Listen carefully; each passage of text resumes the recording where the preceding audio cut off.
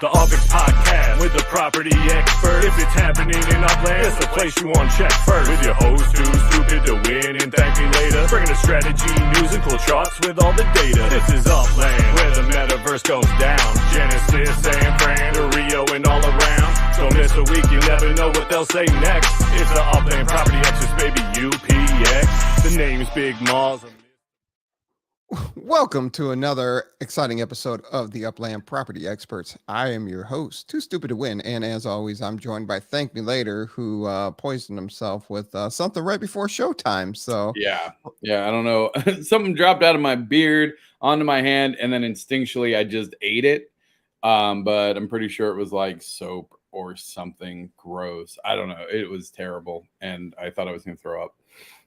But isn't that like Venus flytrap type stuff? It senses something and all of a sudden, and then just the natural reflexes to close. So I mean, that's pretty. So do you drop a lot of food in your beard? Oh yeah. Regularly, like chips, especially chip crumbs, and then like that's 9 times out of 10. I'll like scratch my beard and like a crumb will fall out, and then I just like eat it because it's better than dropping it on the floor and getting ants. But this time it was not food at all. I have no idea what it was, but I feel fairly confident now that it was some kind of soap. But nice. Now, have you ever had stuff in your beard the next morning when you woke up and then ate that? That's, I mean, an extreme leftover. Like if it's at that point, I'm probably checking it. But like if it's like if I can see that it was like a part of a Dorito or something, yeah, probably. I mean, it was just sitting there. Like if you fell asleep with a Dorito in your hand and you woke up, would you still eat it? I mean, if we're talking 10 or 15 minutes later, an hour, fell asleep. No. I'm talking like you're like eating a bag of chips, sleeping, right? And you're in bed, and then you fall asleep and you wake up in the morning. Your alarm goes off. You're like, oh crap. And there's a Dorito still in your hand. Are you going to eat it? Well, first, I don't eat Doritos in bed. I don't eat food in bed, number one. But two, if I woke up with it in hand and I knew what it was and it survived the night, okay, yeah, I'm going to eat it. But... Exactly. So this is just my face hand. Okay, what if it was pizza? I mean, pizza's even easier. What are you talking about? Like, who doesn't? I mean, no one has any problem eating pizza out of a cardboard box. Why and how big do you think my chin is? I just wake up with a piece of pizza. Not like a piece of pizza, like a crumb of pizza. I mean, I found a corn dog in my belly button, but that's a whole different ballgame. That will be an interesting story for a later date. I think corn dogs and belly buttons. I don't know what you and your girl got going on, or you and your buddies, but yeah. No comment. What up, Usanate? Yeah, beard's the ultimate flavor saver. There we go. Oh yeah, I forgot. I always forget. There are people watching this. Yes, people watch this. You're nasty. You're nasty. Yeah, you might be right on that one, though. Probably so. All right. We do have some stuff to talk about. We have the market update. We have some legits going on, but not the NFLPAs like you're used to. Another Thrifty Trader Challenge and collections were released, and I did run into a fellow OG Uplander yesterday, so we'll talk about that too. So jump right into it. And of course, as always, we have the Upland Fantasy League updates, and we also have an update on UPX World, which continues to do super cool stuff. Can't wait for that. Always. So it keeps I us like running. that we don't ever discuss that. I like that you just assume that there's an update, and like, because we never talk about it before the show. And so when you say that, I'm like, I actually get like a little excited. Like, dude, you got somebody coming on talking about. And I'm like, wait, you just expect me to always have new stuff to share about it. Right. I mean, it's kind of like you expect me every week to put everything together and to talk about stuff. So, I mean, I'm expanding your role. After 2 years, I'm expanding your role on the show. Whoa, I think I'm gonna need at least 100% raise then. All right, done. 100% raise from 0 to 0. 0. All right, now we'll get into it. All right. And we got our market update for October 6, 2022. Dallas rebounded. I think it's inflated just because such a small piece of Dallas was released, but you expect to see that after an announcement of a collection reveal. So fair enough. You had the people that were speculating, and now the collections are out and people want to get a piece of it, so they jump in. And that's the thing. If you're chasing the collections, you got to look at the markup though, because if it's more than what your collection bonus is going to get you, you defeat the purpose of the whole buying that piece for the collection. I mean, unless you're a collector. I mean, because you're looking at it strictly from a financial investment perspective, not from a game, I want to collect them all perspective. That's true. So, and theoretically, in the long run, those would likely hold their value longer and potentially sell for higher later. That is true. That's the other side of the coin. You know, you have it from the gamer perspective, and you have it from the financial perspective too. Even though the show is not financial advice. Yeah. Nothing too exciting in the top 10 this week. Las Vegas cracked back into the top 10. Cleveland fell out. I was looking at Dallas. The price per up square. Whew. Like I was like, oh, these look like, nice sized properties. They were like 300. Oh, is it post collection? Is that what happened? I didn't think of that. Still though, like 300 grand for like what I would consider a basic place. Yeah, I already showed that. Oh, sorry. I just catching up. I saw you waving and putting stuff up while I was looking at the numbers. But yeah, I mean, that doesn't surprise me that on the floor. I honestly think, well, I mean, I guess we'll have to see how much more there is to release of it, but a lot. Yeah, I know that's the problem, because I go based on like the current floor price and just the overall what's available to mint price. Like, I don't know. I'm not saying Dallas is the new Manhattan, but it's not. Oh, okay. It's not. Okay. But, and I think this is a new strategy because they don't want 200,000 properties of city just sitting out there still 9 months after a release. There it is. That's the missing piece. I don't know why I didn't think of that. Of course, because I was like, they obviously like the multi release. Like that's, I think they've nailed their formula for what they're looking to achieve, which is not to have a Manhattan. Wow, that's really funny. Manhattan and LA, the tale of two cities, right? Like, I think that this, when we look back at Upland's history, will be a quintessential learning moment of Manhattan had too little, too cheap, and caused a massive influx when it sold out. So having cities sold out for that amount of time, that aggressively, will just ridiculously overdrive secondary market. And so then with LA, they were like, okay, well, we'll do 2 waves, we'll space it out. But then they did too much too early, and honestly, the floor is plummeted because of it. So I think using the tapered approach of the initial city offering, the ICO, if you will, and then incrementally offering once it gets to like a certain threshold. So that way there's always something new coming as well for the cities. Because, like, for instance, there's some places in Dallas that haven't been released that I would be interested in. So now I have to keep watching every time there's a Dallas announcement. Oh, are they going to be releasing those neighborhoods? So it keeps people interested in having to check back of all your news. I think it's actually a pretty solid plan, and it offers a ton of diversity, because now, like, LA killed the secondary market, but if you just do smaller pieces of cities, you can pump out a lot more cities without flooding the market with properties. And then I wonder if that was one of the initial intentions, or it was just something they discovered after the fact of doing it, is the player retention, the player engagement, and how it makes players check back more often into the game, waiting for the next release and to see if they're familiar with that city or if they're anticipating a particular area. I wonder if that was pre-planned or it was something they realized after the fact.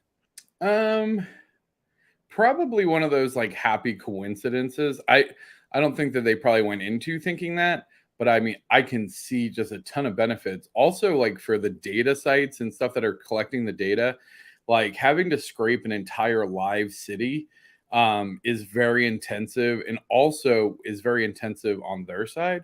So having, the initial city release and then having all of the other metadata still available. So we know the neighborhoods and things like that. So it's easier to kind of pre-map the data as well. So there's just a ton of benefits to it. So I hope they keep the model, and I think I like it too. The collection reveals a week after go live. Yep.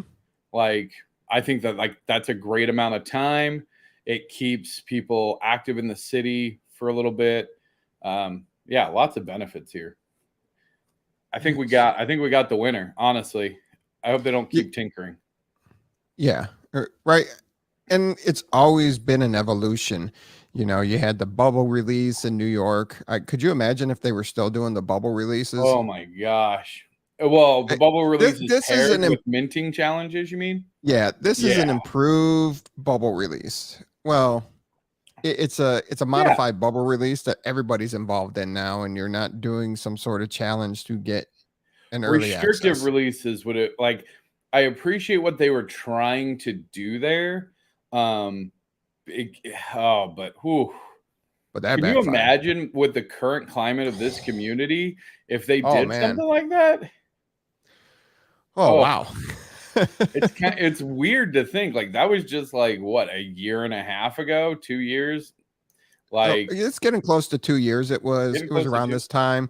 Wow. It was August, September, October. It was in that time frame. I'd have to go back and look at the dates, but that's when we introduced the New York Minute on the show, and we brought T. Davis on board. And no, but like it's crazy to think like 2 years ago, like it was like whatever, something new.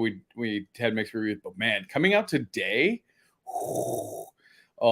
it'd be brutal. It'd be funny. Absolutely. All right. Moving on to the 30-day change. You can't divide by 0, right? I know. I forgot to remove the formula. Shame. Yeah. And then I forgot to remove the 4 weeks prior too, because they weren't released. So that was the cities that used to be there. So the 4 weeks ago price. So it shows that it was up 71 and it's 43%. No, it was the cities that used to fill those positions on the spreadsheet. So gosh.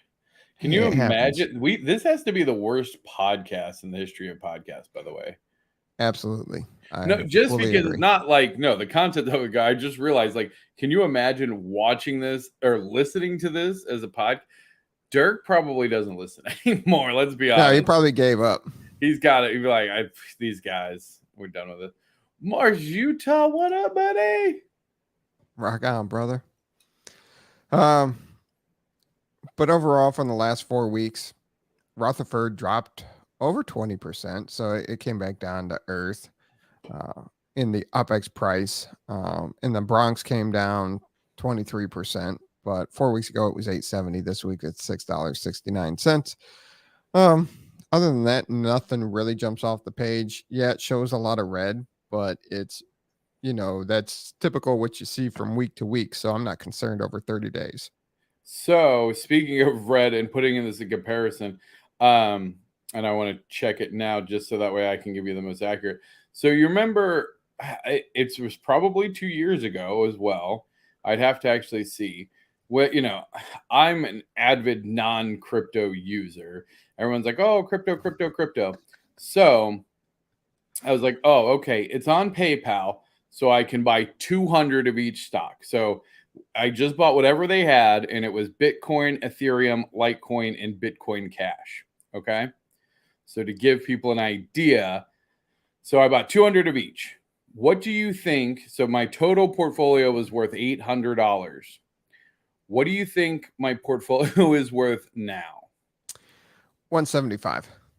Dang, wow, 251.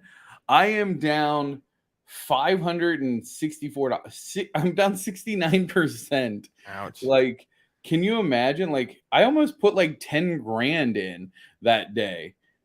I am so glad I did. I would be so sad right now.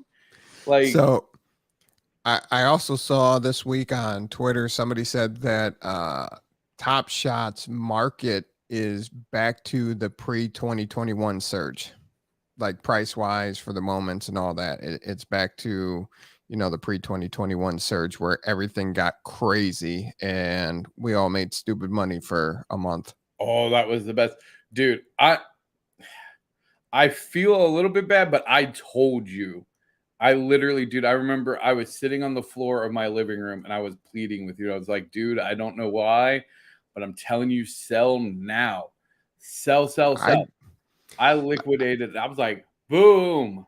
The worst part was, man, I had some big sales, but it was taking forever to get anything out, and I bought a bunch of shit at the peak. Right.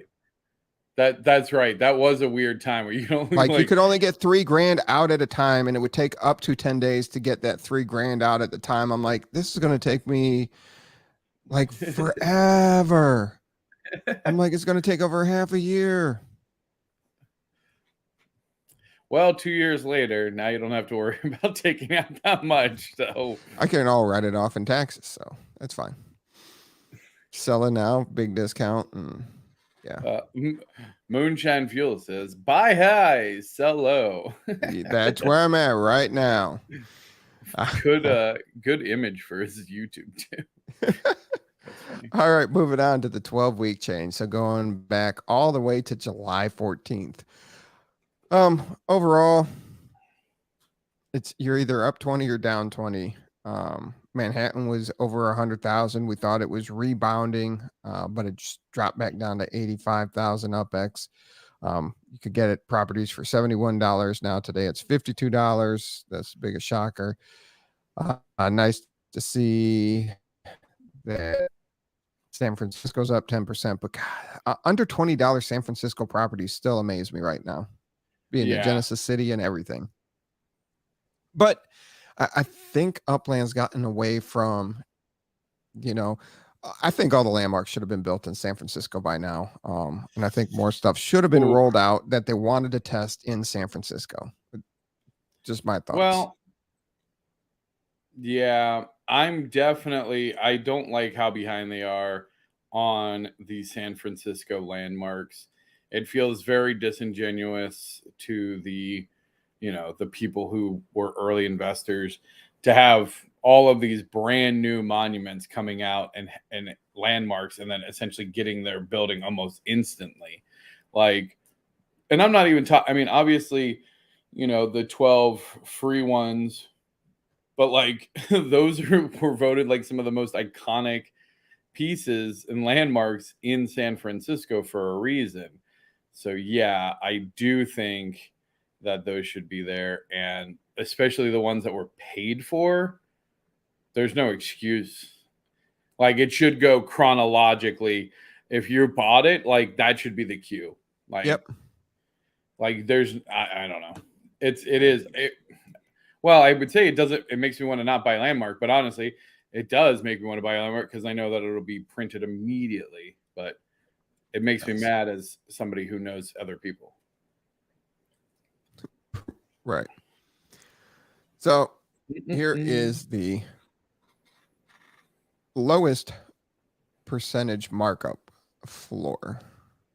So this isn't the cheapest property. This is just what the lowest markup is for each city.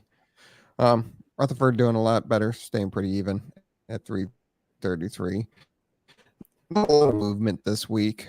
San Francisco dropped, Fresno dropped, and I think San Francisco under 200% is always a great time to reinvest. You there? Yes. I'm trying to negotiate. I'm trying to negotiate for a Black Series 1. Oh, okay. I just need, if you have a Black Series 1, reach out to me. Paying cash. There you go. But nothing too surprising overall. No, I mean, yeah, looks solid. I still think I just can't get into paying 200% for Fresno. I know it's an early city in Upland, but man, if Fresno's It's going for the 200%, cost. It's the price per up square. That's I know. That's 100% it though. Like, yeah, it was pennies. It was pennies on the it was square. pennies. That's where Fresno burners came from. Oh my gosh, dude! I was buying like 4,000 up square lots for like 50,000 UPX. Like, it was sick. bedlam. I own so many up squares there. Oh, it's was crazy. sick. I love Fresno sometimes. So the cheapest property markups by city, we talked that Manhattan was way well below the 5,000% mark, but it came back. It came back. So what are you doing to that poor llama? Its head just keeps popping in there. I don't know what you're talking about. Right. Anyway, Rutherford down to 1,800%, but it's always very interesting looking at these UPX floor markup percentages. So, well, I mean, like, I like that Dallas is at almost 300% immediately. Like, right. Like, that tells you, like, yeah, that's where the money is. Buy cheap floor properties and insta flip for 3x, I guess. Right. Because this is just the floor markup percentage. I feel bad for that llama. Yeah. Buy cheap, mark it up 3x, 4x, and you make money all day long. Well, I think you just got to be under the floor, right? You got to be you got to play the floor. So, because once that, like, you can't just mint anything, because that's the problem. I think that's what the problem people have, and I think that's probably a good clarification to make. Not just buy low, buy the floor. You cannot, if the floor mint is 3,000 to 4,000 UPX, right? Which puts your, that's where you're at that 10,000 UPX flip. You cannot buy a 7,000 UPX property and expect to sell it for 14,000 UPX. Like, you'll only be able to sell it for 10,000 UPX because that's the floor. Like, any margin above the floor is not really interesting to most people. So if you want to actually have turnover through your inventory, you have to really play the floor, not anything else. Yes. And the bottom 5 city floors in Upland stays pretty stable. Detroit, Rio, Porto, Queens, and Chicago. Hey, to me, like, that's, everything's kind of creeping up or staying good. Like, that's what I want to see on my floor.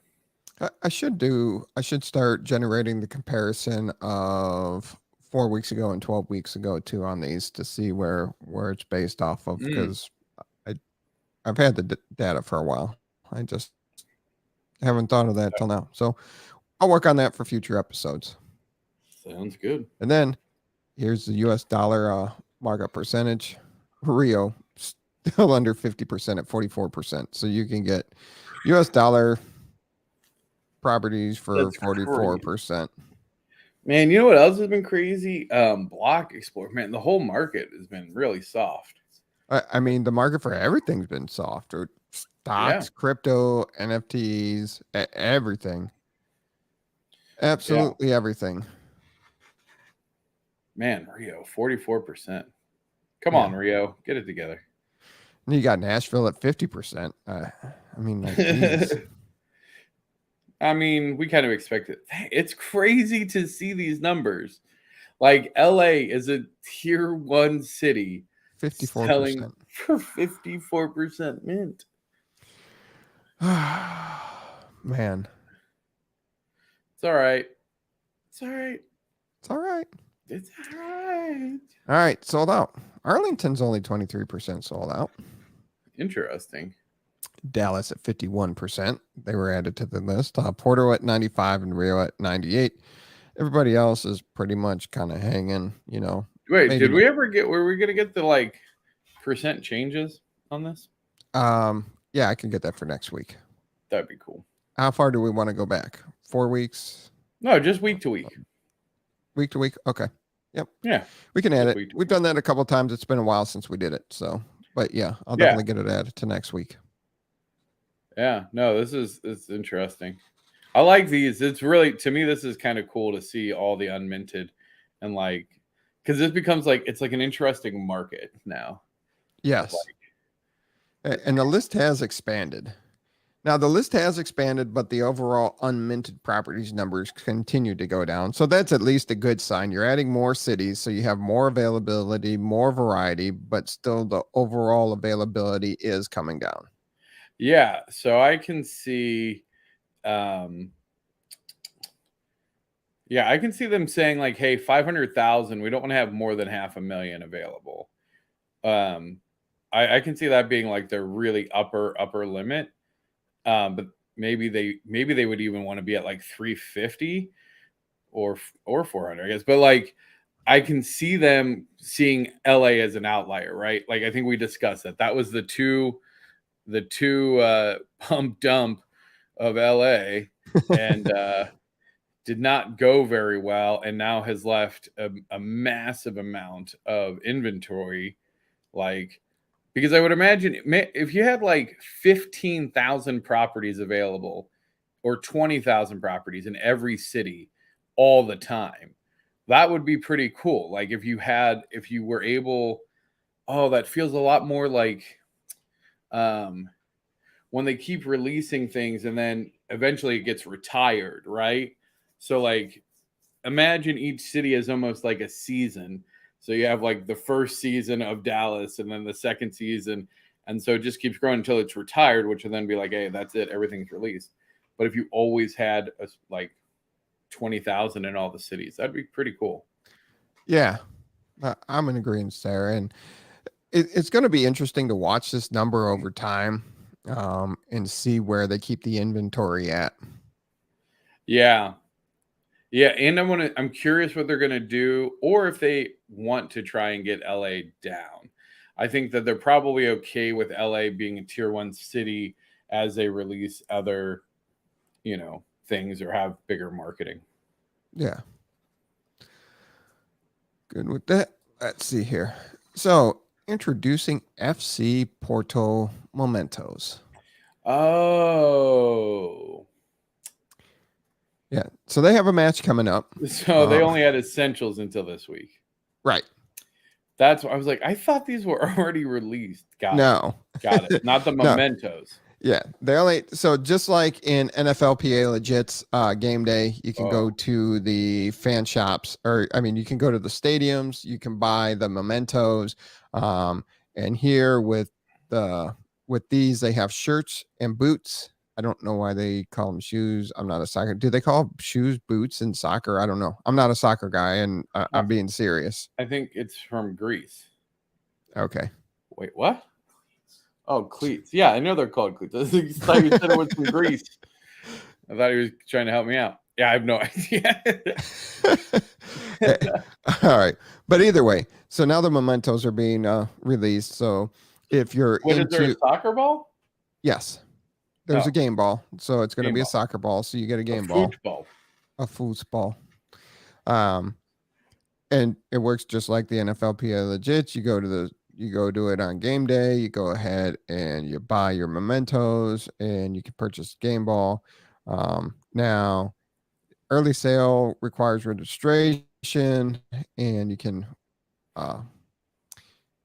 do it 72 hours before a match, and you don't even need to be at the stadium to register. But to purchase it, you do have to be at the stadium. So if you're big into soccer and you're big on these legits for FC Porto, definitely go ahead, get there, and buy those.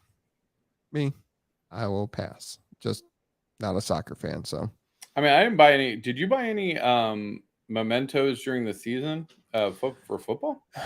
I think I might have, but if I did, it was, I think I might have bought a Super Bowl one. Oh, Yeah. No, I didn't buy a Super Bowl one. Maybe a playoff couldn't one. have I afforded didn't buy much in season. Like, because as much as I love football and it's big as the NFLPA, I don't see the functionality in them right now, and yeah, I'd rather focus on continuing to amass properties at the moment. yeah, that's fair. All right, Thrifty Trader going on. I like these two block explorers that they have for Dallas and Arlington. I What are your really like the thoughts? Dallas one. Yeah, no, I think that this is cool. They always do a nice job with these thrifty trader block explorers. Yeah, I no, really haven't found one where I'm like, that's horrible. What were you thinking? well, oh, not a thrifty trader. I don't know how I feel about these new tourist ones. And last year's tourist ones, like the fanny pack and passport. And then this year it was just like, oh my gosh, we have to overcompensate. Let's just put a bunch of cool stuff on a tiny block explorer. Like, Yeah. chill. Yeah. But thrifty trader, nothing new, same challenges, no new rules. It's going on. And it's interesting. Do you think at some point in time that the thrifty trader block explorers would they come out with block explorer collections, number one? And then number two, how popular would the thrifty trader ones having the collections of all the cities? I mean, they do have collections already, for the record, right? They just, because you can complete the collection. It doesn't have it the same way as the other things do, but Right. they do actually have collections. But I can see them doing, I would like to see them do a lot more with them. But yeah, I think that these, to me, are one of my favorite collectibles. So I try to collect all the city ones. And there's going to be 200 of each. Where do you price these in today's current market after they're awarded? I mean, 200. I mean, those historically, the 200 mint ones usually sit in the 80 to 90 range. Depending, sometimes they can go up to 100, but right now I think most of those are trading in the 60s or 70s. So I would probably look to pay 60,000 UPX or 50 USD for one. That would probably be what I would go out for. Yeah, seems fair. Yeah, I hope so. You've been more focused on buying your cars than you have block explorers lately, huh? Yeah, but then I recently I started looking at it. I was like, oh my gosh, somebody posted some prices on some things. I was like, well, that's just ridiculous. I need to get on that. So yeah, I've been back in the BE game. Honestly, I mean, I honestly see a huge amount of value in layer 2 for them. I think that they're cool and unique, and they're not so highly minted that it would make an unreasonable, earnings dividend separator. So I can see there being a lot of potential to add passive revenue and other cool functionality to block explorers in layer 2. Okay. So I'm a big fan of block explorers. Always have been, and I've been buying a lot more. I think I spent I don't know, like 1,500 on block explorers this week. Jesus. All right, Dallas and Arlington collections were revealed this week. Now it's just for what was released so far, and you know that there's more to the city, and there will be more to these collections to come. Over in Dallas, you have your standard collection for owning 3 properties in Dallas. It gives you a 1.25x multiplier. So far, they went with the 2 neighborhoods, Highland Park and Oak Lawn. Limited collection. Nothing too crazy there. So Lover's Lane and Main Street were the exclusives. What do you know about Swiss Avenue and Henderson being the rares? Absolutely nothing. Now, There was I know you, myself, and Dizzy were throwing around text messages about what could be the ultra rare collections, and I know we talked about it on Oh, I the after called show that. here on the podcast. Ooh, Yeah, I called who that. shot Jr. So you did call that. I did. I was like, they got to do that. It's like super like, and the reason I know that it's big is because I know nothing about this city. I've lived here for over 3 years now. I know nothing about this city except for that.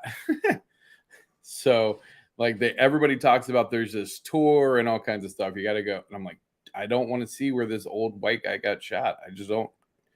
I should. And you're not referring to John F. Kennedy. No. Now that's the question. Anybody on the Upland staff was alive for Dallas? Wait, what? Was anybody on the Upland staff alive when alive. And watched Dallas? I don't think anybody's old enough. I mean, I was little when Dallas was out, but I didn't watch it. But I know my parents watched it. Dizzy. Dizzy. I mean, yeah. Okay. There you go. NFT architect hitting it up with that information drop there. Yeah. There's always some, and you know what, Dizzy? Everything's not released yet. So the art, you might have just gave a clue to other people to start buying and looking for art district type stuff, coming up, because there are more, there's more collections to be revealed. So you might have just tipped your hat there, sir. There's no more art district though. They already released the art district. Yeah. Well, I mean, so secondary market collection then. They're not going to make it a collection. You're right. Yeah. Sorry. You're right. Yeah. Dizzy, go back to being sad. Yeah. Go back to being sad. How dare Too Stupid give you hope? No. We give each other hope just to kick each other in the nuts every day. So yeah, you're right. There's no more art district. Yeah, I tried. I was trying to help Dizzy out. All right. And then Arlington. Small release, so not much there. Arlington, the typical collection, limited and 2 exclusives. So there's more to come, more to be released. Yeah, that should be good. Have you bought anything yet in Dallas? I own 1 airport terminal. That's it. Oh, secondary market purchase? Yeah. Yeah. I had to have the hometown airport. Yeah, I figured it makes sense. Yeah, makes sense. And actually, you know what? Not only that, well, because they make a lot of money. Yeah. They don't make a lot of money, but like, okay, so what I didn't realize, because I have mine for whatever reason in San Francisco set to the max, because I thought everybody at San Francisco agreed to set it to the max, but obviously we haven't, had an internal conversation with everybody who raced themselves to the bottom. Highland Park would be a ghost town. Yeah. And so I wasn't really making any money on my San Francisco terminal. I get the Dallas one and it's at the minimum. It makes like 1,000 UPX a day on sends. It's pretty crazy. And then so I changed my San Francisco one and it gets like 1,500 a day. Nice. So yeah, it actually makes a pretty significant difference. It's almost doubles. It makes the terminals almost 2x collections, without really having to do a collection. And then you could probably still take you a while to get your return on investment back on a secondary market purchase, but still, I mean, if you paid with your property earnings already or some property sales, you're good. Yeah, no, I mean, I think it's interesting. It's still not nearly as profitable as they were portraying it to be, because it's really no different than anything else at this point.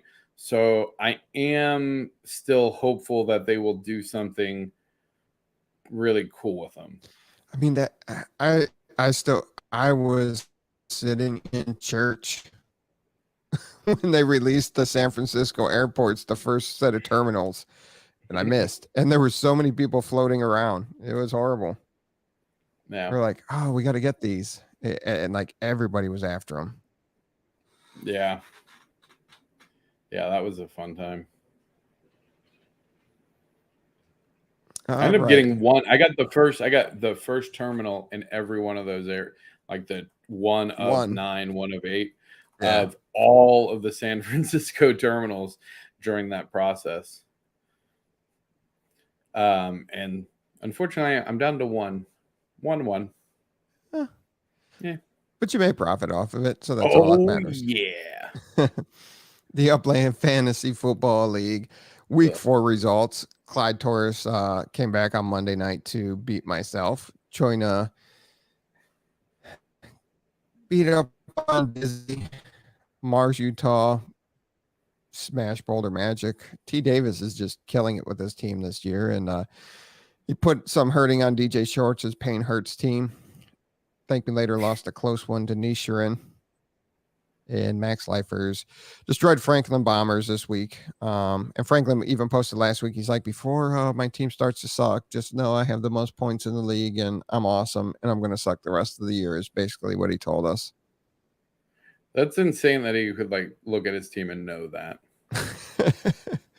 So, I mean, a lot of competition going on. After 4 weeks, you have T. Davis, Franklin Bombers, Mars, Utah, 3-1. You have Max Lifers, ThankMeLater, Boulder Magic, Nishirin, Dizzy, myself, and Choina all at 2-2. Clyde Torres got his first win of the season, which makes it that much more rough this week. And then Pain Hurts is sitting at 0-4. What is the waiver wire? So that is picking up players. You actually picked up players pretty early this year. I was actually impressed that you've made moves of dropping and picking up players.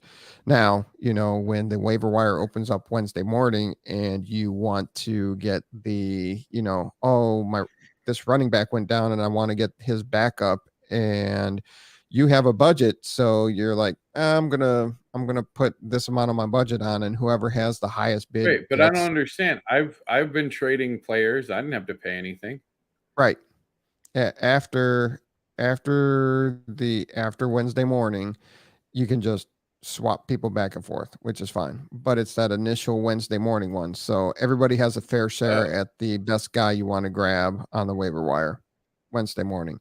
And then after that, you can swap players back and forth. It opens up as you can trade in and out. It's just so everybody has a fair share. Is that why there's never any good players when I like go Thursday morning to update my list? Yes. Yeah. Oh, okay. Yes. And then this week, playing Pain Hurts, Choina and Nishirin are facing off. Dizzy and Franklin Bombers are going head to head. Boulder Magic and T. Davis, ThankMeLater and Clyde Torres and Max Lifers versus Mars, Utah. So look at that Dizzy versus Franklin matchup. Yeah. Expected to be within 0.1 of each other. Yes. Ooh, no. We're in for a nail biter on that one. Absolutely. All right. So what do you have now? We'll wait for that. We'll wait for UPX World for a minute. What's with the hands? Well, I was getting right. I don't know what to do with my hand. I was getting ready to speak, and then you're like, shut it down. So I was like, shutting it down. What do you want from me? Open it up. Go. What's going on with UPX World? No, wait. What were you going to say? What else you got? I was just, so took the family to Disney this week, and had a very nice time, and ended up running into Mixplick out there. So, yeah. So we had a nice time walking around, standing in line for rides. That's nice when you can meet up. So that's the first time that, you know, Mix has been a longtime listener of the podcast, been on it a handful of times, provided, you know, when they had Daily Uplander, they provided data early on in the history of the show, you know, so it was nice to finally meet him in person.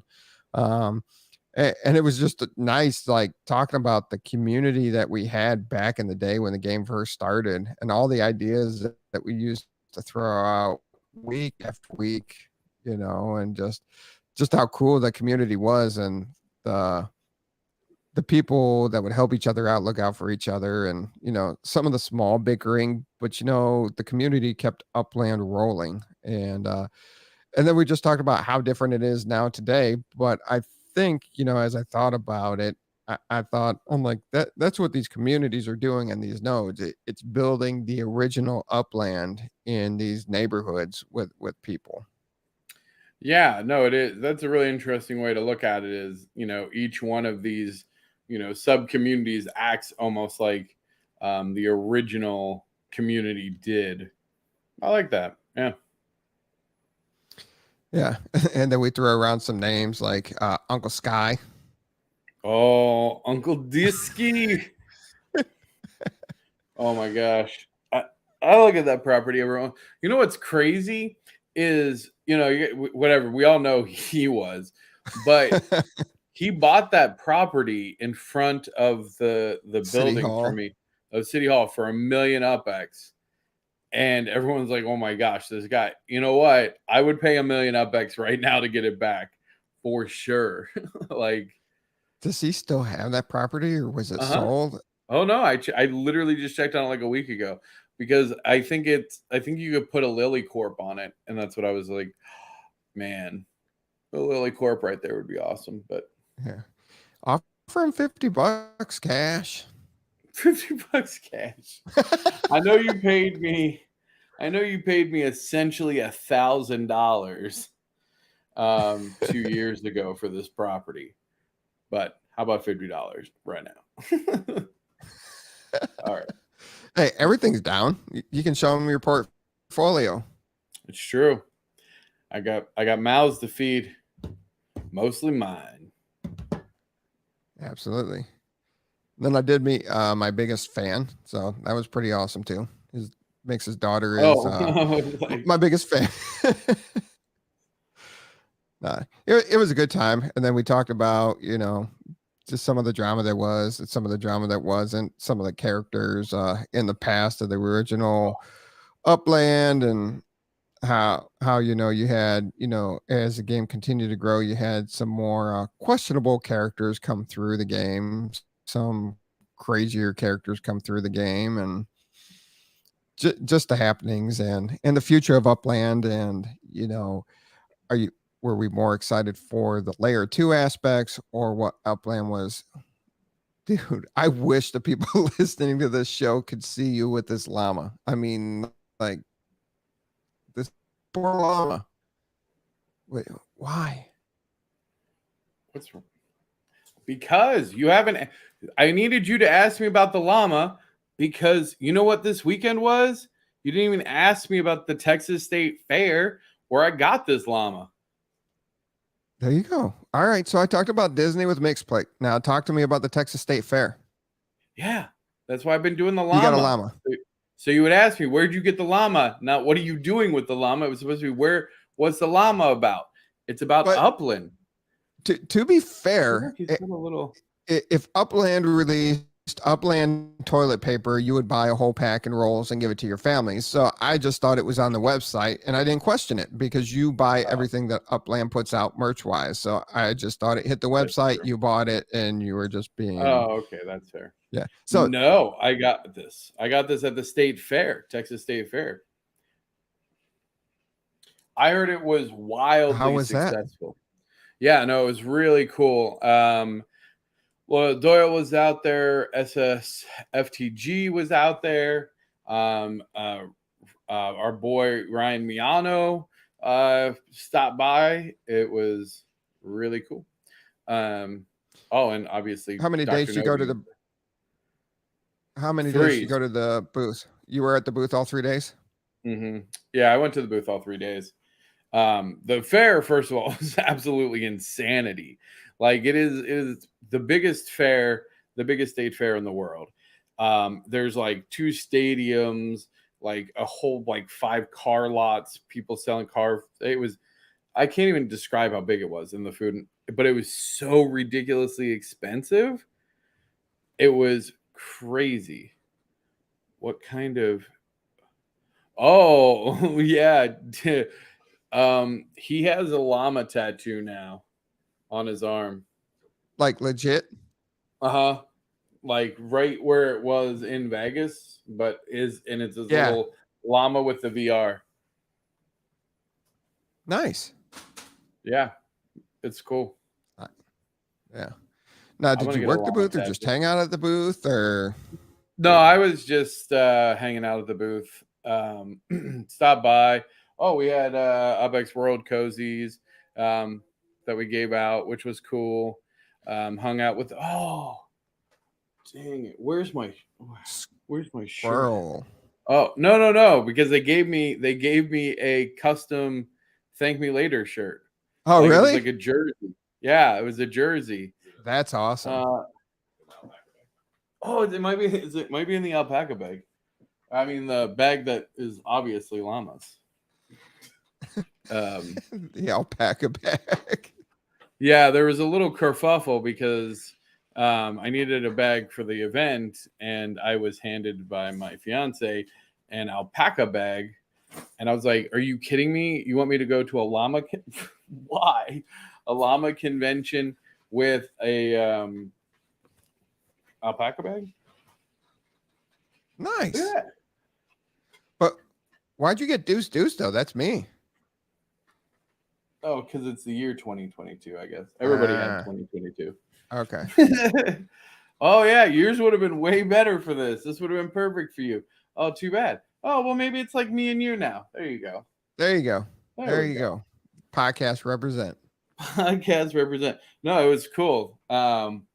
It was, I heard it was really successful. X1 said that they got more signups in the first day at the fair than they did their entire time at NYC NFT or NFT NYC, whatever, which was really cool. Yeah. There was you could just see people were interested. It was a completely different environment. There's really nothing else like it. When you think about other metaverses, you can't imagine Decentraland or Sandbox. First of all, how do you get them interested in it? And then they can't really sign up while they're there, right? Right. You know why? Because it's not mobile. You can't do it on your phone. You know what people were doing? They were signing up for Upland. They got to spin a wheel. Upland sent them bonus UPX. That's the way to do it. Yeah. And that's a great point too and they also said, look, we just opened Dallas. We just opened Arlington, and it's places that they're familiar with. So they're like, oh, I can go by, grandma's house or my house or whatever. Mm-hmm. Yeah, no, it was cool. And they had really cool swag, like these little llamas. So did they give that to you, or did you buy that? No, they gave it to me. I got a bunch of swag. Fair enough. Yeah, they were giving these out at the booth. Oh, okay. Like if you came and played one of their games, you got a llama. What kind of games they have? Like cornhole and one that was like cornhole but football, I guess. I don't know. I've never heard of a cornhole football thing. Well, it's the same beanbag and hole concept, but it's like a vertical wall with scoring things. So you're tossing the beanbag into a football stadium. You know what I'm saying? I do. Yeah, I was giving you I was you knew immediately what I was saying, and then you were just like, let's see how long he'll do this. Okay. All right, so now you're giving out no, go for it. But what? Well, so had some amazing. So I'm going to be very interested. I guess I can't really say too much, but there is some stuff coming up that is going to be really cool and really big. I'm pretty excited. Specifically, and I'm more excited about to see how it goes with in-game communication. Yeah, that's still intrigued. There's going to be a lot of big things related to that. That's been talked about for 2 years now. Yeah. No, I think, well, again, we'll see. We'll see how they actually implement it. And then we'll see how it helps the community. Yeah. So what's going on with UPX World? Oh, man. UPX World is a whole nother beast. Things are going really good. So we've ironed out a lot of the foundational elements of the game and the experiences that are going to be first brought to the game. We got official partnership approval with Steam. So our like the gaming platform Steam, where you have the portfolio with all the badges and you can brag to your friends, and like all the major games like to release on there. yeah, like that one. That's Yep. huge, man. No, congrats, man. Yeah, That is huge. Yeah, it's pretty cool. Yeah, we'll have achievements, and you'll be able to, see your friends online. There'll be reviews. Twitch streams get attached to that community. It's a really big moment for us, but I want everyone to know, like, I haven't lost my eye on mobile. We're going to release on Steam because it's the easiest, and it's going to be our core platform that will build out for other gaming devices. Time out. The guy that always preaches that it's got to be on mobile because I'm a mobile guy. It's got to be here for. It's got to be here, and you're not releasing mobile first. Come. Hey. The pot's calling, kettle. No, and that's why I was literally saying, even though it's there, we are still dedicated to a Q1 iOS and Android app release because mobile is important. Okay. Jeez. You do the same for me. I would hope so. You know so. You know so. Yeah, and then I will talk about 1111. I was getting there. Oh my gosh, backseat driver. So you got a new roommate? I mean, how long's he staying? I don't know. I mean, man. he's got I think he's got squatter rights now. I think so. I live here now. Yeah, like this was 100% if you give a mouse a cookie situation. I just keep feeding. It's like I need to stop feeding him. That's what it is, and then maybe he'll go back home. No.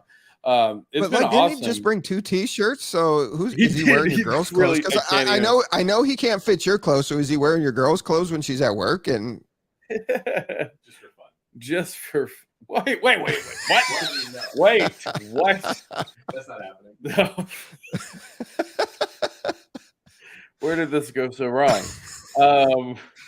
So 1111 NFT Gallery is bringing the 1111 experience to UPX World. We had a great stream about it last night. Check it out on Twitch. It'll be there for a couple more days, and then there'll be some highlights on YouTube.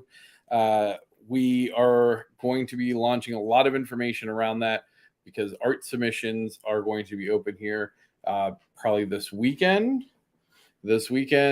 And so that is going to be an exciting first step.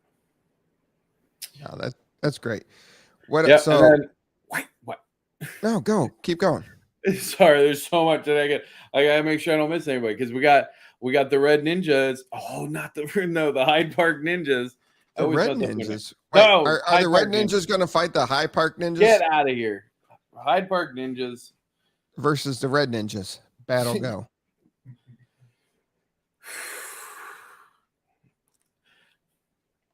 You can squirrel me for an episode, and I do just one segment where I squirrel you, and you're losing it. Yeah, that's how it works. How long have you been married? Ninjas. You know this is how that works. The Hyde Park Ninjas. They have their village is being designed now, and I got the final sketches from the designer. It looks amazing. I am very excited to see the Ninja Xlander. It's going to be really cool. I think it's going to be a great experience for the players. And we're interested.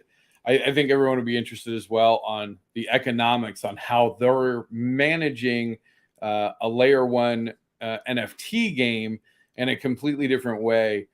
So definitely want to tune in more for that. Nice. A lot of going on. So very excited for that. When do you think you'll be able to integrate something with Upland? Do you have that on your timeline just yet? I know there's a lot of development, a lot of stuff going on, but where are you in that timeline with actually Yeah, so that's having what things will be go on live. the Steam store. Yeah, so that'll be Okay. on the Steam store.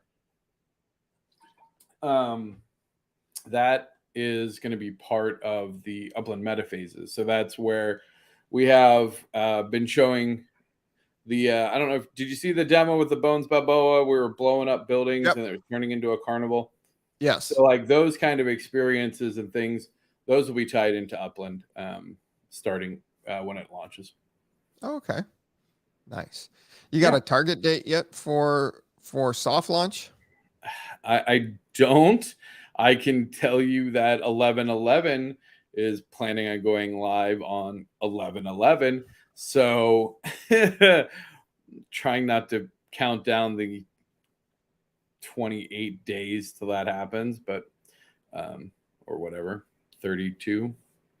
Anyway, 36. sure. So no big deal there. Just have to make sure that we have the entire platform ready. So that way he can launch, but whatever.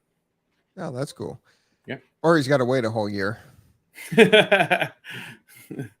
Or that. Or he can wait a whole year. All right. You got anything else before we get out of here this week? No, I don't think so. I think let's call this one. Outstanding. All right, everybody have fun. Make sure you definitely tune into the UPX World streams that's going on. Keep up to date with that. And always, if you guys have some trades you want us to break down, nobody's sending us anything. So I guess trades aren't happening or they're fair or they're just so horrible. Nobody wants us to break it down for you. Definitely send them to us. Any questions you want. We should do a roundtable again soon. It's been a minute. Yeah, no, yes, agreed. Yeah. And then I'll get with you off the air. I'm the basketball season starting and I got to start selling some properties so I can go watch these basketball games I paid for tickets for. Oh yeah. Oh my gosh. I mean, so much. it's just been so busy leading up to Disney. So I've had no time. Now I'm back from that. And now it's just kind of like relax to Thanksgiving time frame. So it should be pretty chilled. Yeah, just make it to Thanksgiving. That's right. Yeah, nothing going on. We're like, we gotta stop everything and we'll be fine. So Traveling with miles, playing, earning. Oh, I got ahead of myself. Sorry. We were so close to getting 3 stars on this one. Yeah, it is what it is. 3 stars is good enough. But yes, everybody have fun. Be safe. We'll see you out there in the metaverse. Until next week.